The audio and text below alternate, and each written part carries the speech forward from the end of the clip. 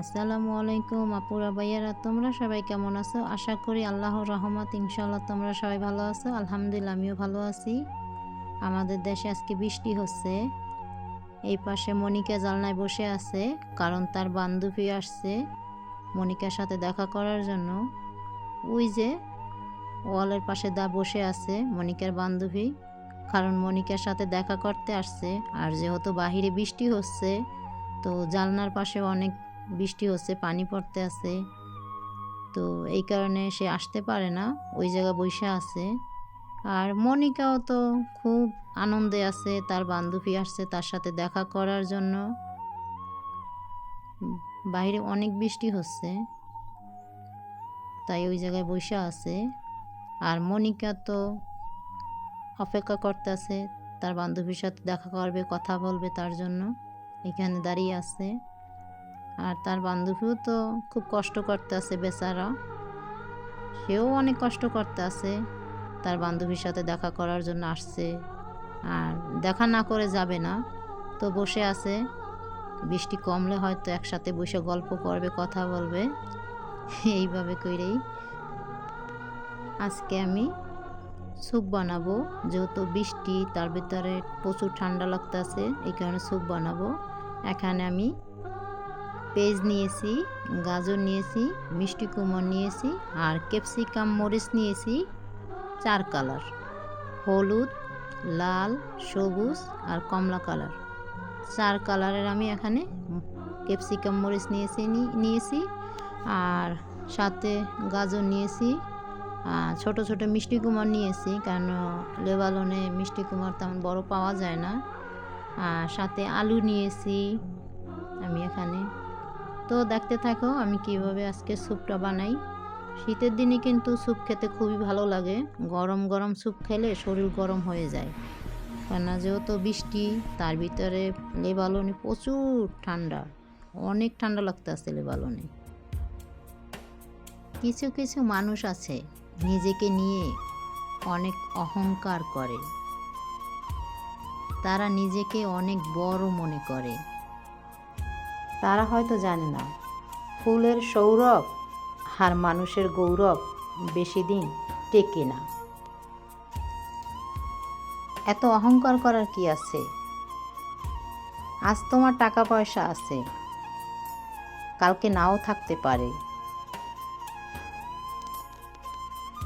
কেন তুমি দেখোনি?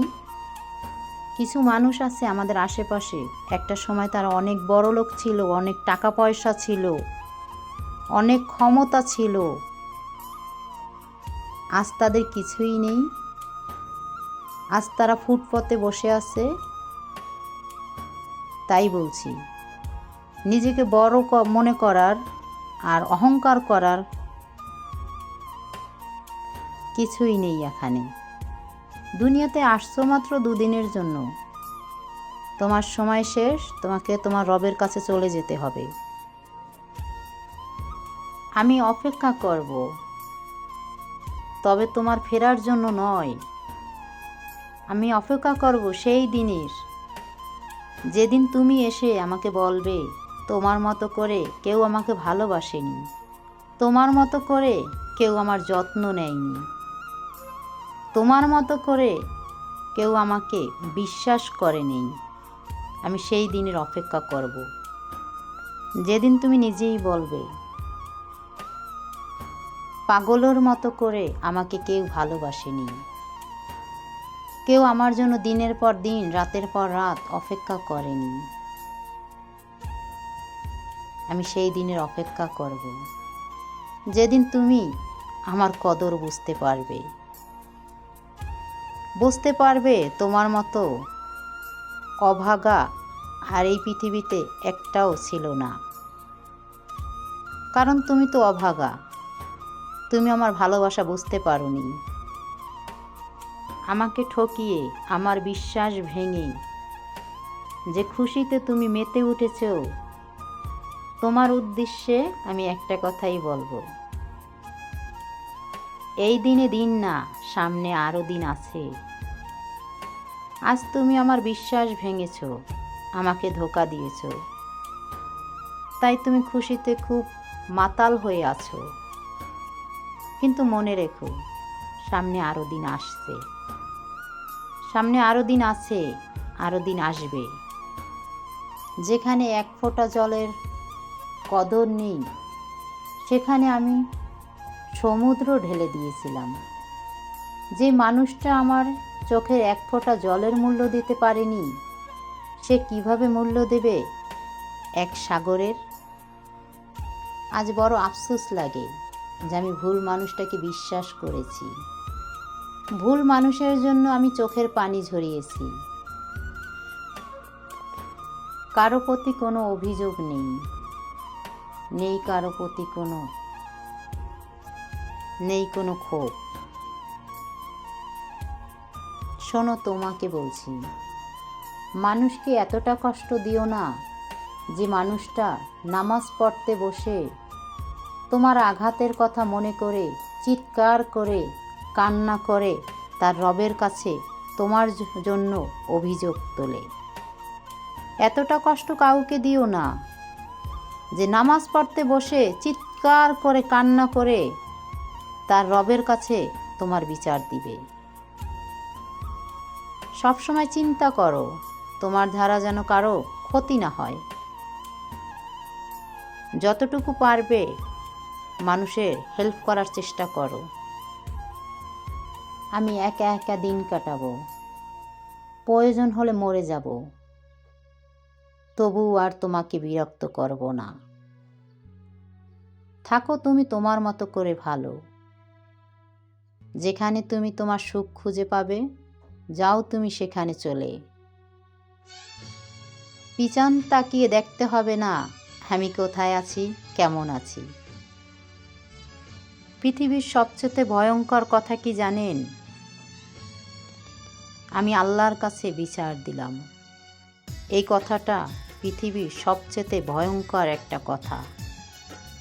এই কথাটা বলার সাথে সাথে আল্লাহর আরশ পর্যন্ত কেঁপে ওঠে। কারো চরিত্র নিয়ে কখনো প্রশ্ন করবেন না, কারো চরিত্র নিয়ে কখনো কাউকে মিথ্যা কথা বলবেন না। কারণ আপনি জানেন এটা কত ভয়ঙ্কর একটা শব্দ। এটা আল্লাহ পছন্দ করে না। ষড়যন্ত্র করে কাউকে সফল হতে দেখিনি।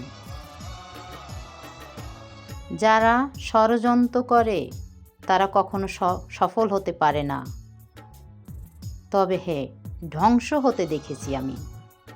যারা ষড়যন্ত্র করে তারা সফল হতে পারে না, তারা পারে ধ্বংস হতে। অন্যকে ছোট করে কাউকে বড় হতে দেখিনি। হিংসা এমন এক জিনিস যেটা বিষের মতো। আস্তে আস্তে বিষ যেভাবে শরীরে ছড়িয়ে যায়, ঠিক ওইভাবে বিষের মতো আস্তে আস্তে করে ছড়িয়ে যায়। তারপরে দেখা যায় একদিন সে নিজেই শেষ হয়ে যায়। তাই বলছি, হিংসা করবেন না। আপনি ভালো আছেন, আপনার অর্থ আছে, টাকা পয়সা আছে, তাই আপনার আশেপাশে যারা গরিব আছে তাদেরকে কখনো হিংসা করবেন না। যে মানুষটা তোমাকে কথা দিয়েছিল তোমাকে ভালোবেসে সারা জীবন তোমার পাশে থাকবে, হাজারো রাত তোমার সাথে বসে গল্প করেছে, তোমাকে নিয়ে তার শহরটা তার মতো করে সাজাবে, ঠিক ওই মানুষটাই যেদিন আপনাকে এসে বলে আমি আর তোমাকে ভালোবাসি না, আমি আর তোমাকে আমার জীবনে চাই না, আপনি জানেন ওই মানুষটা কতটা কষ্ট পায়? ওই মানুষটা চিৎকার করে কাঁদতে পারে না, কারণ আপনি তো সিদ্ধান্ত নিয়েছেন যে আপনি তাকে ছেড়ে চলে যাবেন। তাই আর সে চিৎকার করে কান্না করলেও ওতে আপনার কিছু যায় আসে না। ওই মানুষটা বুঝতে পারে যে আপনি আপনার সিদ্ধান্ত নিয়েছেন, আপনি তাকে ছেড়ে চলে যাবেন। তাই সেও আর আপনাকে জোর করে ধরে রাখতে চায় না। কারণ যে মানুষটা আমাকে ভালোবেসে আমার পাশে থাকবে না, সে মানুষটাকে আমি জোর করে কিভাবে ধরে রাখবো?